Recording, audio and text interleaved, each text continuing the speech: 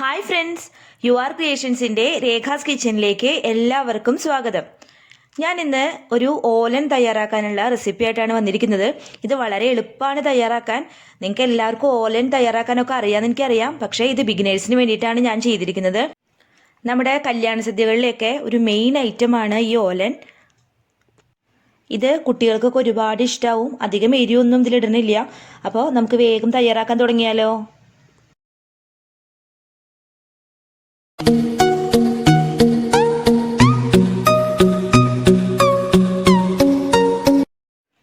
ഓലൻ തയ്യാറാക്കാനായിട്ട് ഞാനിവിടെ കുമ്പളങ്ങയാണ് എടുത്തിരിക്കുന്നത്. കണ്ടു, ഇതുപോലെ കഷ്ണങ്ങളാക്കി നുറുക്കി വെച്ചിരിക്കുകയാണ്. അധികം കനയില്ലാതെ സ്ക്വയർ ഷേപ്പിലാണ് എടുത്തിരിക്കുന്നത്. കനം അധികം പാടില്ല കേട്ടോ. ഇത് നല്ലതുപോലെ കഴുകി വൃത്തിയാക്കിയിട്ട് ഞാൻ എടുത്തു വെച്ചതാണ്. ഇത് നമുക്ക് ഒരു കുക്കറിലേക്ക് ഇട്ട് കൊടുക്കാം. ഇനി നമുക്കിതിലേക്ക് ആവശ്യത്തിന് വെള്ളം ചേർത്ത് കൊടുക്കാം.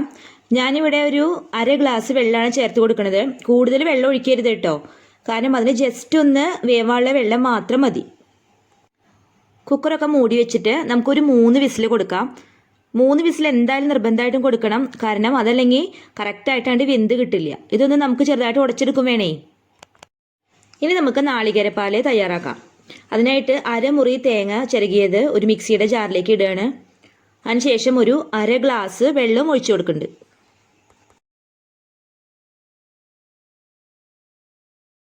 നാളികേരപ്പാൽ തയ്യാറാക്കി വെച്ചു. ഇനി നമുക്ക് ഈ കുക്കർ ഒന്ന് തുറന്നു നോക്കാം. ഇപ്പോൾ 3 വിസിൽ വന്നിട്ട് കറക്റ്റ് വേവായിട്ടിരിക്കുകയാണ്. ഇതൊന്ന് ചെറുതായിട്ട് ഒരു കയ്യിൽ വെച്ചിട്ട് ഒന്ന് ഉടച്ചു കൊടുക്കാം. ഒരുപാട് ഉടയ്ക്കരുത്, ചെറുതായിട്ട് ജസ്റ്റ് ഒന്ന് പ്രസ് ചെയ്ത് കൊടുക്കാം. അപ്പോൾ വെള്ളമൊക്കെ അതിൽ 1/2 ഗ്ലാസ് കറക്റ്റ് ആയിരുന്നു കേട്ടോ. നിങ്ങൾക്ക് എത്ര കറിയാണ് വേണ്ടത് അതനുസരിച്ചിട്ടാണ് കുമ്പളങ്ങ എടുക്കേണ്ടത് കേട്ടോ. ഇനി ഇതിലേക്ക് നമ്മൾ നാളികേരപ്പാൽ ചേർത്ത് കൊടുക്കുകയാണ്. നമ്മൾ നേരത്തെ 1/2 മുറി തേങ്ങ എടുത്ത് അരച്ച് പാലാക്കി വെച്ചിട്ടുണ്ടായിരുന്നു. അപ്പോൾ അത് ഇതിലേക്ക് ചേർത്ത് കൊടുക്കുകയാണ്. ഇനി നല്ലതുപോലെ ഒന്ന് മിക്സ് ചെയ്ത് ഫ്ലെയിം ഒന്ന് ഓൺ ചെയ്ത് കൊടുക്കാം. ഇനി ഇതിലേക്ക് അല്പം കറിവേപ്പില ഇട്ട് കൊടുക്കാം. എന്നിട്ട് ഒന്ന് ചെറുതായിട്ടൊന്ന് ഇളക്കാം കേട്ടോ. അടുത്തതായിട്ട് എരിവിന് വേണ്ടിയിട്ട് ഞാനിവിടെ കുറച്ച് കാന്താരി മുളകാണ് ചേർക്കുന്നത്. നിങ്ങളുടെ കയ്യിൽ വലിയ മുളകുകൾ വെച്ചെങ്കിൽ അത് ചേർത്താലും കുഴപ്പമില്ല. ഈ കാന്താരി മുളക് ഇട്ടാൽ ഒരു പ്രത്യേക രുചിയാണ്. അത് ഈ അവസാന സമയത്ത് മാത്രം ഇട്ടാൽ മതി, ഒരുപാട് അല്ലെങ്കിൽ വെന്ത് പോവുകയുള്ളൂ.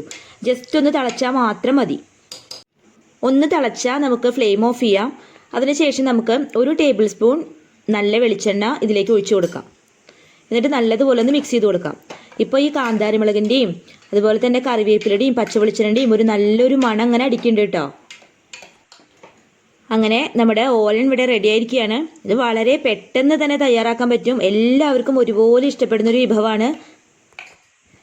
സദ്യക്ക് ഓലനും ഇഷ്ടുവും ഒക്കെ ഏകദേശം ഒപ്പത്തിനൊപ്പം നിൽക്കുന്ന വിഭവങ്ങളാണ്. അപ്പോൾ ഞാൻ ഇതിനു മുമ്പേ ഇഷ്ടു തയ്യാറാക്കുന്നതിനെ കുറിച്ചിട്ടുള്ള ഒരു വീഡിയോ തയ്യാറാക്കിയിട്ടുണ്ടായിരുന്നു. അതിൻ്റെ ലിങ്ക് ഞാൻ ഡിസ്ക്രിപ്ഷൻ ബോക്സിൽ ഇടാം. അപ്പോൾ അതും കൂടി നിങ്ങളൊന്ന് ചെക്ക് ചെയ്ത് നോക്കിക്കോളൂ.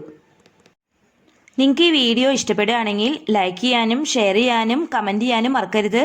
ഒപ്പം തന്നെ നമ്മുടെ ചാനൽ ആദ്യമായിട്ടാണ് കാണുന്നതെങ്കിൽ സബ്സ്ക്രൈബ് ചെയ്യാനും മറക്കരുത്. Thank you for watching.